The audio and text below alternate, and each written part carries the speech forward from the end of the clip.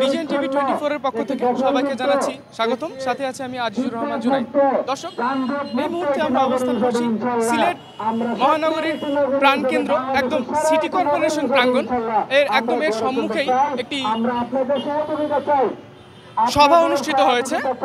বিশেষ করে যত সিলেটের অরাজনৈতিক দলগুলো আছে, স্বেচ্ছাসেবী দলগুলো আছেন, তারা তাদের যৌক্তিক দাবিসমূহ এখানে উপস্থাপন করছেন।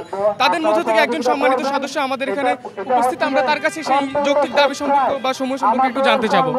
আপনারা জানেন, বাংলাদেশের সর্বস্তরে দুর্নীতি এবং দখলবাজের বিস্তার ঘটেছে।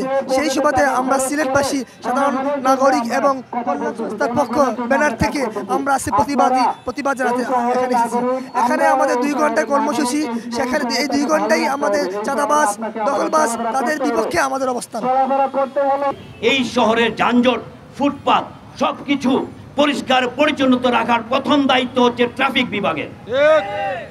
তাই আমি প্রথমেই এই ট্রাফিক বিভাগে যারা দায়িত্ব আছেন, বিশেষ করে যারা গাড়িতে এসে এসি অফিসে বসে থাকেন এবং এসি অফিস থেকে আবার গাড়ি তুলে বাসায় চলে যান, তারা কিভাবে বুঝবে বাংলাদেশের সিলেটে আমার মা বোনদের কষ্ট, আমার সাধারণ মানুষদের কষ্ট। তাই আমি দায়িত্বপূর্ণ বলতে চাই, জেলা প্রশাসককে বলছি, আপনি কি নিজে কখনো এই শহরে হেঁটে দেখেছেন?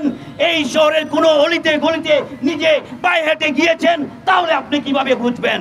18 কোটি মানুষের দায়িত্ব নিয়ে যারা দায়িত্ব পালন করতে পেরত, তাদেরকে আমরা ধিক্কার জানাই। আমরা বাংলাদেশের সর্বস্তরের ঘুষখোর, দুর্নীতিবাজ, চাঁদাবাজ, দখলবাজ, ভূমিকেক ও ধর্ষণকারীদের রাষ্ট্রদ্রোহী ঘোষণা করার জন্য আজকের এই আয়োজন থেকেও আমরা দাবি জানাচ্ছি। আমরা আগামী 7 দিন, আজকের থেকে শুরু করে আগামী মঙ্গলবার পর্যন্ত আমরা 7 দিনের সময় আবার বেঁধে দিলাম। যদি 7 দিনের মধ্যে আমাদের এই দাবি মানা না হয়, ফুটপাত এবং রাস্তা আইওয়াশ নয়, নাটক নয়, বাউতাবাজি নয়, আমরা স্থায়ীভাবে সিলেটের ফুটপাত এবং রাস্তা দখলমুক্ত দেখতে চাই। যদি না হয়, আগামী বুধবারে একই সময়ে আমরা এই জায়গায় শুয়া কর্মসূচি পালন করব ইনশাআল্লাহ। দর্শক, আমরা অবস্থান করছি, শুরুতেই বলেছিলাম যে আমরা একদম প্রাণকেন্দ্রে সিলেটের মহাসড়ক বা মহানগরীর একদম যে প্রধান পয়েন্ট, সেখানে অবস্থান করছি সিটি কর্পোরেশনের সম্মুখে। বিশেষ করে যদি একটু বলতে হয়, রাস্তা পথে বা রাস্তাঘাটে ফুটপাতে চলাফেরার সময় সাধারণত যদি আমার সামনে চলতে থাকা যে পথচারী, উনি যদি একটু তার গতিটুকু একটু কম করেন, তাতেই মনে হয় যে হাঁটাটা একটু অসুবিধাজনক মনে হয়।